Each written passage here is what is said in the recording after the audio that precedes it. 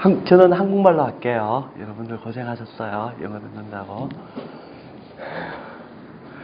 제가 이번에 심포지엄을 준비하면서 제 목표가 50명을 모시는 거였습니다. 50명. I like to have 50 people in this as audience. 그리고 그 목표는 뭐 나름 달성한 것 같습니다. 그리고 여러분들이 오셔가지고 즐거운 마음으로 돌아가시는 게 두 번째 목표였습니다. 그래서 여러분들 끝까지 자리 함께 해주시고 돌아가실 때 즐거운 마음으로 돌아갈 수 있도록 노력하겠습니다. 한 10년 정도 이렇게 하면은 가끔씩 뒤돌아보게 돼요. 제 자신을 좀 뒤돌아보고 싶었고, 제가 앞으로 어떻게 살아가면 좋을까 그런 고민을 해봤습니다. 그런데 이제 제가 해왔던 일을 생각을 해보면서 여러분들에게 어떤 일을 해왔는가에 대해서 말씀을 드릴 기회를 만들면 좋겠다 그렇게 생각을 했고요. 그래서 제가 하고 있는 것은 유전자 정보를 공부하는 거예요. 유전자 정보를 공부하면은 우리 몸에 어떤 일이 일어나는지, 그리고 이런 일들이 어떤 현상에 영향을 미치는지를 알 수가 있습니다. 한 10년쯤 전에 주로 이제 이러한 유전자 연구를 어떻게 했느냐 하면은 이 유전자의 위치가 어디에 있느냐, 여기에 사람들이 관심을 가졌어요.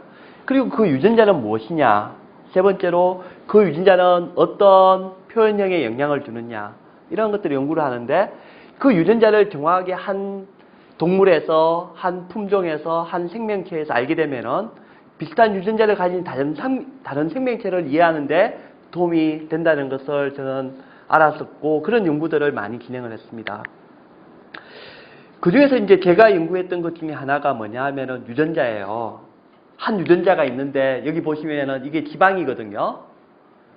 이 유전자를 가진 개체들, 다른 유전자를 가진 개체들은 이런 지방에 있어서 차이를 보이는 거예요. 이게 굉장히 큰, 저한테는 운이 좋은 발견이었고, 이것이 이제 돼지 육종하는 데 있어서 나름 큰 영향을 미쳤습니다. 저는 이 유전자가 어떤 세포적인 기능에 영향을 미쳐서 이러한 차이를 일으키는지 연구해보고 싶었고, 그 연구를 김리시 교수가 You help me to study cellular function of the MC4R mutation. I thank you for that. 제 박사학위 심사위원회 위원으로서 도움을 주셨습니다. 그리고 이제 또 궁금했던 것이 이 돌연변이가 이 단백질 서열상에서 굉장히 잘 보존된 영역에 존재해 있는데 이것이 어디에서 왔을까? 그래서 다른 돼지와 같은 다른 종들을 비교를 해보니까 이것이 사람이 선발했는 돌연변이라는 것을 또 밝혀냈어요. 자연계에 존재하는 종들은 이 돌연변이를 안 갖고 있어요. 여전히 어떻게 이제 이 돌연변이가 우리가 먹는 돼지에서 발생했는지 미스테리지만은, 중요한 발견은 뭐냐 하면 돼지가 사람하고 생리적으로 유사하기 때문에 사람에게 비만에 대해서 이해를 하는데 도움이 되지 않을까. 특히 이제 이 유전자는 사람이 살찌는 가장 중요한 유전적인 요인이기도 했습니다. 제가 이런 연구를 하고 미국에서 이제 박사학위를 받았을 때 제가 해보고 싶은 것들이 있었어요.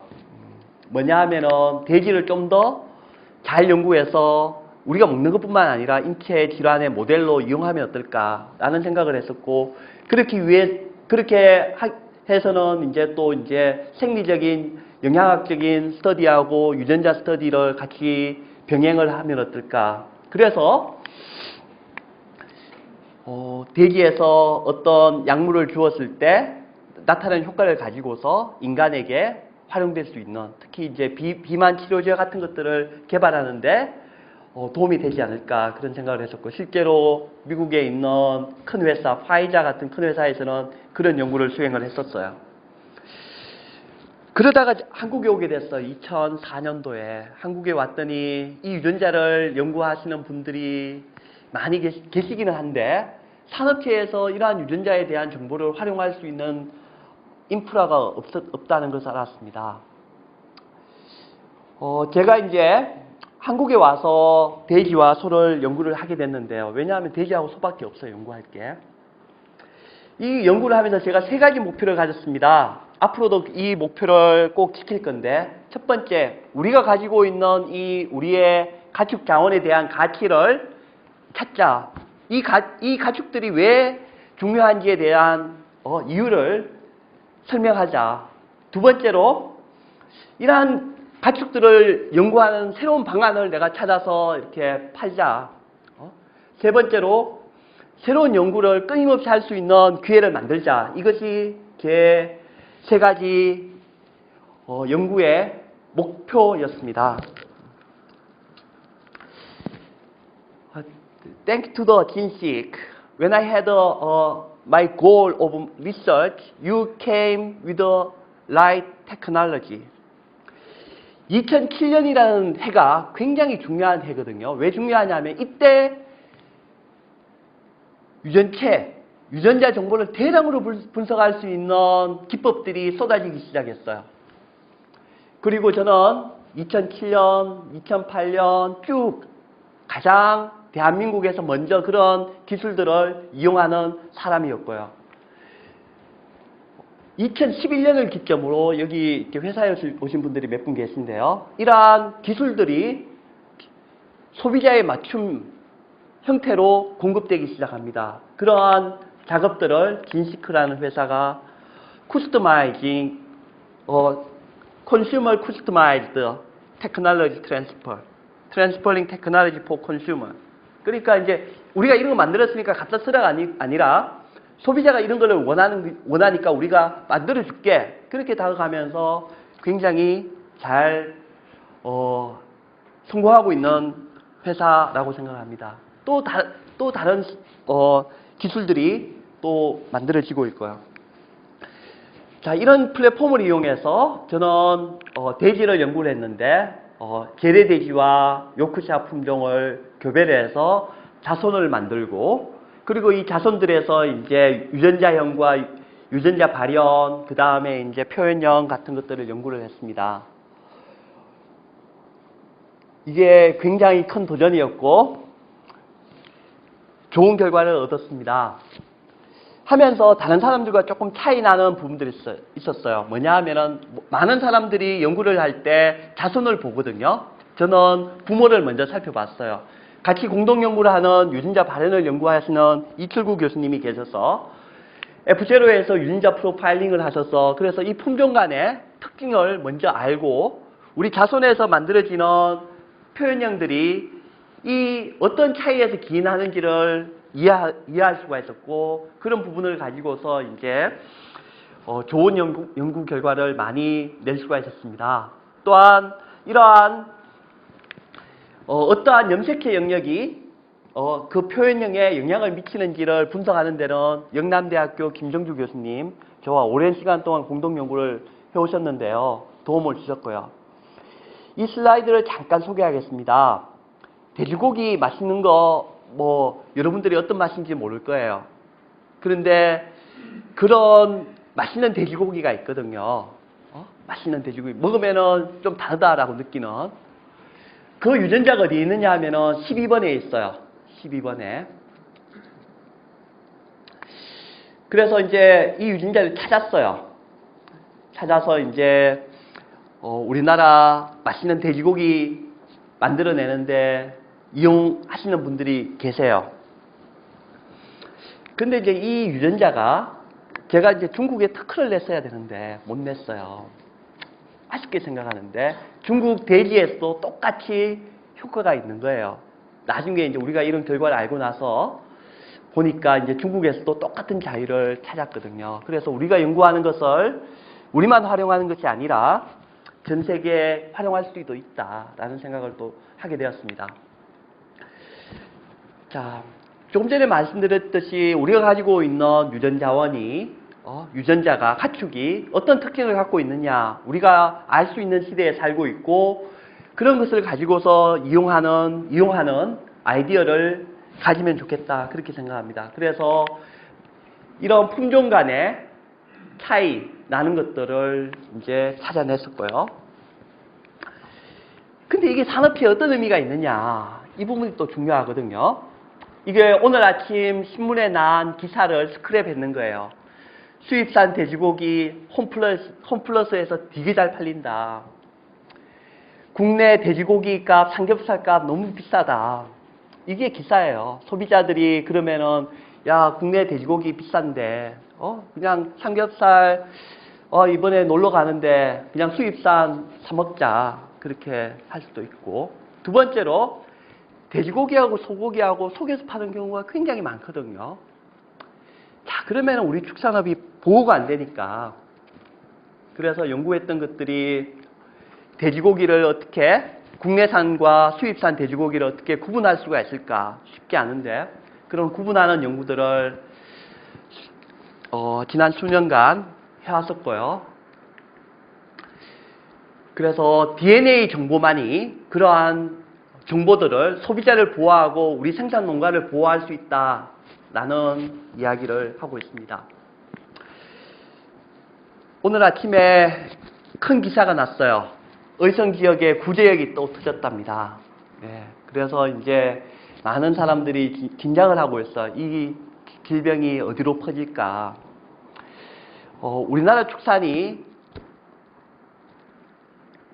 망가질 수 있는 가장 큰 위협이 뭐냐 하면은 그건 질병이거든요. 질병을 우리가 관리하지 못하면은 우리나라 축산 틀림없이 망가질 거라고 생각을 합니다. 그래서 어떻게 하면은 우리나라 가축을 좀 더 질병에 강하게 만들 수 있을까, 그런 연구를 해봤습니다.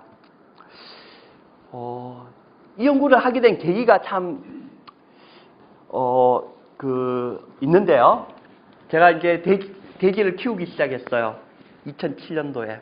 제주도에서 돼지 100마리를 갖고 와서 청원 농장에서 키우기 시작해서 그거 쉽지 않았어요, 진짜. 매일, 거의 매일은 아니지만은 쉽지 않은 과정들을 겪었었고, 많은 고생을 했었는데, 많은 돈도 들었고요. 질병이 터졌어요. 질병이. 그래서 돼지 반이 그냥 날아가는 거예요. 죽어버리는 거예요. 왜냐하면 우리가 그때 백신을 안 했으니까, 그 질병에 대해서. PCV 백신 안 했어요. 그런데 저는 이것이 지금 생각하면 기회였어요. 왜냐하면 태어나자마자 우리는 DNA를 뽑기 위한 샘플을 수집을 했고, 나중에 이제 죽은 애들이 어떤 돼지인지 알 수가 있으니까. 살아남은 개체들과 죽은 개체들의 유전적인 차이를 우리는 연구할 수가 있었습니다.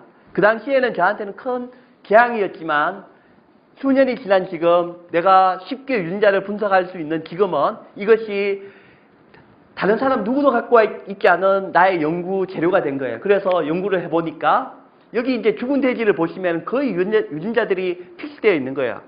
픽스된 건 뭐냐면 얘네들이 다른 유전자를 안 갖고 있기 때문에 죽는 거예요. 이거는 앞으로 학문적으로 우리가 굉장히 중요하게 연구할 수 있는 도구가 될 거라고 생각을 하고, 두 번째로 우리나라 양돈 산업이 경쟁력을 갖추는데 도움이 될 거라고 생각합니다. 왜냐하면은 질병을 방지하기 위해서 우리가 백신을 놓거든요. 백신이 공짜가 아니에요. 백신을 놓을 때마다 생산비가 증가하게 됩니다. 백신이 우리나라에서 만드느냐? 그거 아니에요. 다 수입이에요. 비싼 값에 우리나라 농민들이 사고 있는 거예요. 생산자들이. 그런 거에 있어서 저는 이러한 연구가 도움이 될 거다라고 생각을 해봅니다. 자, 제가 여기에서 한 말씀 올리고 싶은 것은, 이러한 연구는 장기적인 안목에서 꾸준히 할 때 가능하다. 단기적으로 결코 할 수 없는 연구다. 그리고 그 결과를 얻기 위해서는 가장 최신의 것이 무엇인지를 여러분들이 알고, 그 최신의 것들을 그러니까 뒤따라가지 말고, 남들이 하는 거 뒤따라가지 말고 가장 앞서 있는 것들을 찾아서 활용하면 좋겠다. 제가 안타까운 것 중에 하나가, 아직까지 우리나라에서는 MS를 지노타이핑해서 20년 전의 거를 여전히 수억씩 아무것도 안 되는 거를 이렇게 쓰고 있는 이런 이제 비참한 현실이 좀 안타깝고요. 하지만은 최신의 것들을 우리가 좀 더 먼저 선점을 하면 좋겠다. 근데 그게 잘 안 되죠. 변화가 쉽지 않은 거예요. 자, 자, 이 슬라이드를 보면은 어떤 생각을 가지십니까? 저한테는 진짜 할 게 많다. 라는 그런 기쁨이 다가옵니다. 왜냐하면 연구할 수 있는 소재들이 많다. 근데 이제 어려운 점이 어떻게 연구하면 좋을까? 이 많은 품종을. 제가 이제 2006년도에 그 국립축산과학원과 함께 연구했던 것 중에 하나가 이제 박창규 교수님도 계시고 서울대 김희발 교수님 함께 연구했던 것 중에 하나가 한우 품종을 수입산과 어떻게 하면 구분할 수 있을까? 운 좋게 구분할 수 있는 마커들을 좀 찾았었고요. 그 마커 정보들을 기술이전 받아간 솔젠트라는 회사가 있습니다. 솔젠트 분 계신가요? 여기 농산물 품질관리원 분 계신가요? 예, 조금 전에 계셨는데 이분들이 좀 더 보완하고 개발해서 그 판매 현장에 유통 과정들 속에서 이제 한우육이 수입산으로부터 보호될 수 있도록 수입산이 한우로 둔갑하지 못하도록 차단하는 데 기여를 하고 있습니다. 그래서 제가 개발한 기술이 끝이 아니라 그것들이 이제 보완이 되고 활용이 될 수 있어서 저는 감사하게 생각하고 있습니다. 그리고 또 김종주 교수님과 제가 김종주 교수님을 통하여 그 2007년도에 다양한 소품종을 연구할 수 있는 그런 국제 콘소시엄에 참여하게 됐고, 그래서 이제 한우가 이 여러 품종들 속에서 어떤 위치에 어떤 차이를 보이고 있는지 계통 분류학적으로 연구를 할 수가 있었고, 그 부분에 대해서 매우 감사드립니다. 그러면서 가졌던 그 생각이, 이 한우라는 것이 이제 다른 품종과 차이가 있는데 이 한우 품종이 도대체 어디에서 왔는가? 이 한우 품종이 이쪽에서 넘어온 건지 관심을 가지게 되었었고요. 그래서 이제 DNA 정보를 이용을 해서 동북아시아 지역에 있는 13개 품종의 미토콘드리아 정보, NCBI라는 데이터베이스에 있는 정보를 가지고서 한우와 연변에 있는 소와 다른 소들을 비교를 했어요. 놀랍게도 한우가 가지고 있는, 우리 한민족이 가지고 있는 소품종이 다른 동북아시아에 있는 다른 소품종의 뿌리가 되는 거예요. 이 결과를 보면서 이제 우리 한민족이 가장 먼저 목축업을 시작하지 않았을까, 그런 상상도 해봤고요. 확정적이진 않아요. 그래서 다음 주에 중국에 가게 되면은 중국에 있는 연구자들과 이런 부분을 의논하고 그분들과 함께 연구할 수 있는, 진짜 우리 동북아시아에 있는 이 소들의 뿌리가 무엇인지 한번 검증해보자, 그런 제안도 하려고 합니다. 앞서서 이제 방글라데시 소 같은 거 우리가 연구하고 있는 거, 이제 아프리카 에티오피아 소 같은 거 연구하고 있는 거 아셨을 거예요.